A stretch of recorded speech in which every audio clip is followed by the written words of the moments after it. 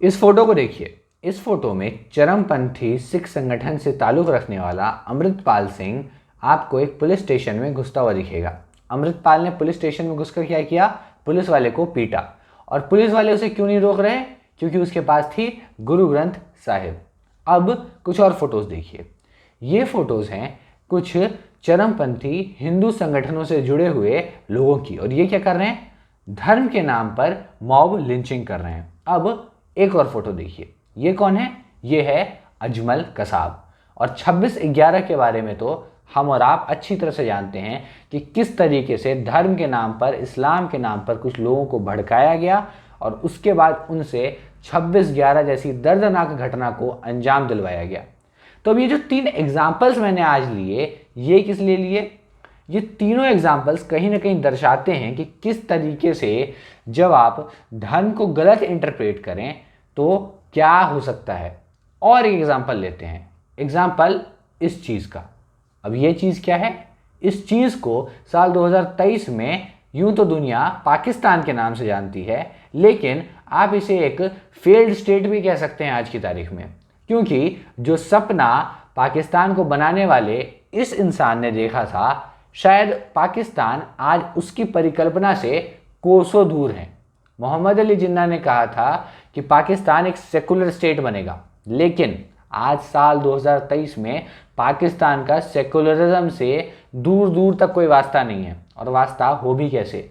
आखिर आपने एक देश बनाने के लिए जब धर्म का इस्तेमाल किया, धर्म को इतना ज़्यादा इन्वॉल्व कर दिया स्टेट से, तो आपका देश सेकुलर कैसे रह पाएगा? तो क्यों ना आज नज़रिया के इस एपिसोड में इसी चीज़ पर बात करें। किस चीज़ पर? स्टेट और धर्म के ऊपर, कि क्या रिश्ते होने चाहिए रिलीजन, धर्म और स्टेट के, यानी जो सरकार है किसी भी देश में, उसके कैसे ताल्लुकात होने चाहिए किसी भी धर्म के साथ, और धर्म के बारे में सरकार की क्या राय होनी चाहिए, सरकार को किन किन इवेंट्स में अटेंड करना चाहिए, धार्मिक फंक्शंस में, और कहाँ कहाँ नहीं जाना चाहिए। इसी के ऊपर थोड़ी बहुत बातचीत करते हैं आज हम। तो सबसे पहले ये समझते हैं कि सवाल का जवाब ढूंढना ज़रूरी क्यों है। देखिए, आज की तारीख में हम और आप एक इंटरनेट युग में रह रहे हैं। हमारे और आपके भगवान भी कहीं ना कहीं हमारे घर की मंदिरों से हमारे फ़ोन के वॉलपेपर्स तक शिफ्ट कर चुके हैं, और अब वॉलपेपर से रील्स और शॉर्ट्स तक भी आ चुके हैं। तो इस युग में अगर आप देखें तो जो रिलीजन है उसका एक प्रोपोगेशन का टूल सोशल मीडिया बन चुका है। यानी सोशल मीडिया की मदद से रिलीजन, रिलीजियस फैक्ट्स और न्यूज़ बहुत आसानी से ट्रैवल कर रही है। तो इस वक्त जब इंफॉर्मेशन इतनी जल्दी, इतनी ईजिली ट्रैवल हो रहा है, तब धर्म जैसी जो सेंसिटिव चीज़ है, खासकर हिंदुस्तान जैसे देश में जहाँ पे आज की तारीख में पोलराइजेशन, यानी कि धर्म के नाम पर जो डिवीज़न है लोगों के बीच में, वो इतना ज़्यादा है, वहाँ पर आपको कहीं ना कहीं इस बात को समझना बहुत ज़रूरी हो जाता है आप लोगों के लिए और मेरे लिए, कि हम कैसे ताल्लुकात चाहते हैं अपनी सरकार के किसी भी धर्म के साथ। तो सबसे पहले समझते हैं प्रॉब्लम कहाँ आती है। प्रॉब्लम तब आती है जब कोई भी सरकार, और जब मैं कोई भी सरकार कह रहा हूँ तो मेरा मकसद इनको या फिर इनको टारगेट करना नहीं है। मेरा मकसद तो इन सबको टारगेट करना है। आपको आज की तारीख में बीजेपी का हिंदुत्व दिख रहा होगा कि बीजेपी मंदिर मंदिर घूम रही है, लेकिन हम सब जानते हैं किस तरीके से 2014 के लोकसभा चुनावों के टाइम पे राहुल गांधी भी अपना जनेऊ दिखाते फिर रहे थे। और तो और आपको एक फैक्ट बताऊं, इस देश के संविधान में सेकुलर शब्द जुड़वाने वाली इंदिरा गांधी ने 1980 के बाद कहीं ना कहीं एक काफ़ी राइट विंग अवतार धारण किया था, और वो भी जगह जगह जाकर मंदिर मंदिर घूम रही थी। उसकी भी काफ़ी सारी फोटोज़ हैं। तो कहीं ना कहीं इस देश में हर पार्टी ने, हर नेता ने अपने स्तर पर धर्म को इस्तेमाल करने की कोशिश की है। और प्रॉब्लम यही आती है। प्रॉब्लम तब आती है जब आप धर्म को एक पॉलिटिकल वेपन या पॉलिटिकल टूल की तरह इस्तेमाल करते हैं, क्योंकि आप धर्म का इस्तेमाल करके समाज के एक तबके को तो यूनिफाई कर लेते हैं अपने स्वार्थ के लिए, लेकिन जहाँ पर यूनिफिकेशन होता है उसके बनस्पत, उसके अपोजिट एक पोलराइजेशन भी होता है। यानी कि सरल शब्दों में, जब एक जगह पे एक गुट के लोग इकट्ठा होते हैं तो एक और गुट बनता है। वो किस चीज़ का बनता है? इस विचार या इस धर्म के विरोधी लोगों का। और जब आप राजनीति जैसी जो चीज़ है, क्योंकि इस देश में जो सत्ता है वो सबसे ज़्यादा ताकतवर चीज़ है। इस देश में पावर जो है वो सबसे ज़्यादा किनके पास है? पॉलिटिशियंस के पास। तो जब आप पॉलिटिक्स जैसी चीज़ पावर के साथ धर्म को एसोसिएट करते हैं, और हर इंसान को क्या चाहिए? पावर चाहिए। तो मान लीजिए 100 लोग हैं एक कमरे में, और आधे इस धर्म को बिलोंग करते हैं, आधे इस धर्म को बिलोंग करते हैं। यहाँ पर अगर आप पॉलिटिसाइजेशन करेंगे धर्म का, और धर्म को राजनीतिक टूल की तरह इस्तेमाल करेंगे, तो ये लोग कहीं ना कहीं भागेंगे तो धर्म के पीछे, बट ये लोग एक्चुअली धर्म के पीछे नहीं भाग रहे हैं। ये लोग भाग रहे हैं धर्म के कारण जो एसोसिएटेड पावर है ना, जो पॉलिटिकल पावर, उसके पीछे। तो कहीं ना कहीं हमें और आपको ये समझना पड़ेगा कि किस तरीके से एक पॉलिटिकल वेपन या फिर एक पॉलिटिकल टूल की तरह धर्म को लगातार सरकारें इस्तेमाल करती आई हैं अपने प्रोपोगेंडा को फैलाने के लिए। और तो और इसके जो एग्जाम्पल्स हैं वो आपको पाकिस्तान जैसी चीज़ में दिख जाते हैं कि कैसे धर्म के नाम पे जिन्ना ने एक देश को तोड़ के उसके 2 टुकड़े कर दिए।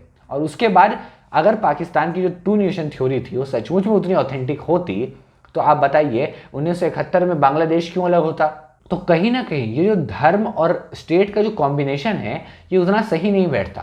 क्योंकि जब आप धर्म को देखते हैं तो धर्म एक यूनिफाइंग फोर्स तो है, मगर उसके साथ क्या है? एक पोलराइजिंग फोर्स है।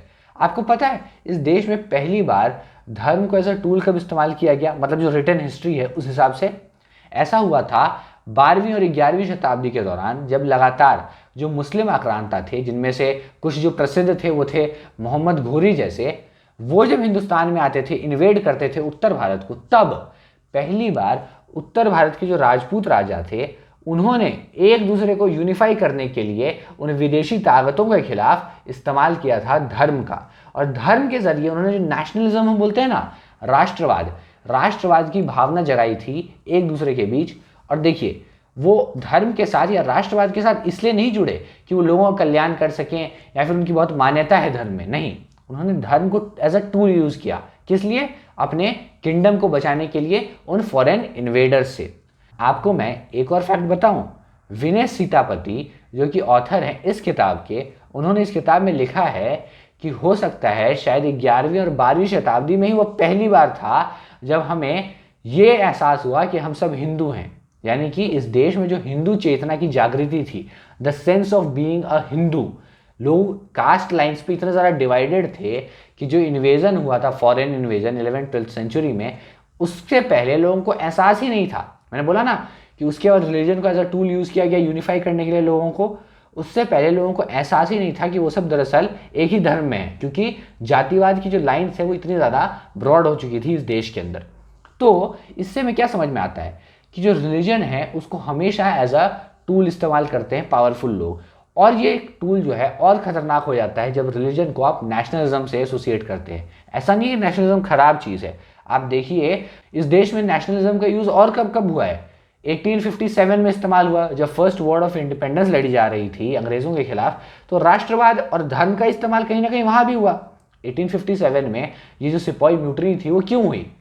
क्योंकि आप जो कारतूस बना रही थी अंग्रेज़ों की सरकार, उस कारतूस में जो चर्बी है वो गाय और तो और सूअर की इस्तेमाल हो रही थी, जिसके कारण हिंदुओं की भावनाओं को ठेस पहुंचा, मुसलमानों की भावनाओं को ठेस पहुंचा, और इन दोनों क्योंकि धार्मिक भावनाओं को ठेस पहुंचा, इसलिए धर्म के नाम पर राष्ट्रवाद जागा और विरोध हुआ, जिसने एक बड़ा रूप लिया आगे चलकर, एक बड़ा रिवॉल्यूशन खड़ा हुआ जिसे हम फर्स्ट वॉर ऑफ इंडिपेंडेंस 1857 के नाम से भी जानते हैं। इसके बाद राष्ट्रवाद कब खड़ा होता है?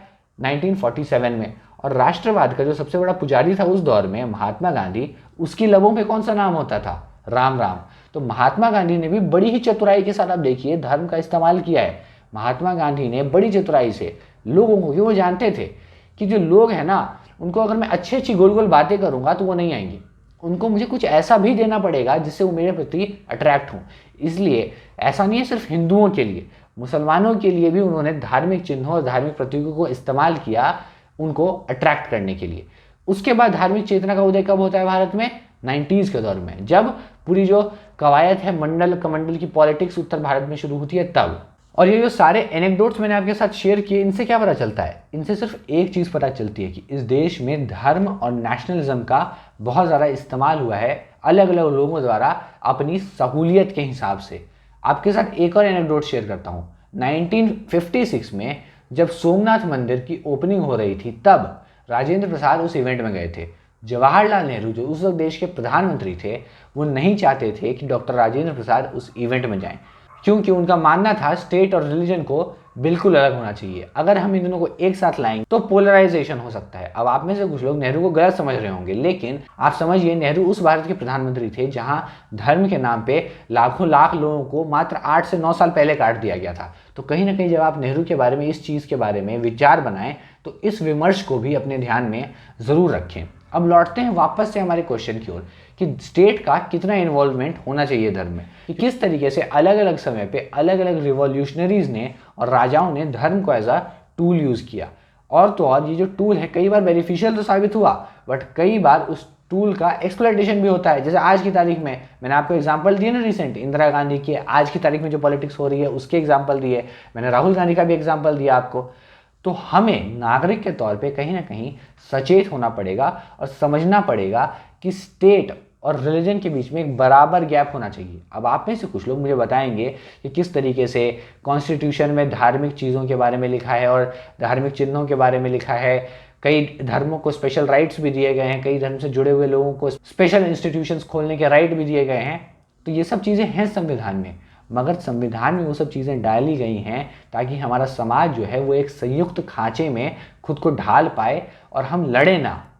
वो इसीलिए डाला गया है ताकि आप धर्म को एज ए टूल यूज़ करें यूनिफाई करने के लिए, मगर आप इतना ज़्यादा धर्म में इन्वॉल्व ना हो जाए। और धर्म जो है ना, हमारे जो भगवान हैं, आप समझिए हिंदुज़म की फिलॉसफी क्या कहती है, अहम ब्रह्मास्मि, यानी मैं भी ब्रह्म हूँ, तुम भी ब्रह्म हो। तो जब हम सब के अंदर भगवान हैं, हम सब भगवान के इतने करीब हैं, तो कहीं ना कहीं हमारे और आपके जो भगवान हैं वो हमारी निजी चीज़ है और हमें इन नेताओं को यानी स्टेट को मौका नहीं देना चाहिए इस धर्म को एक्सप्लॉइट करने का।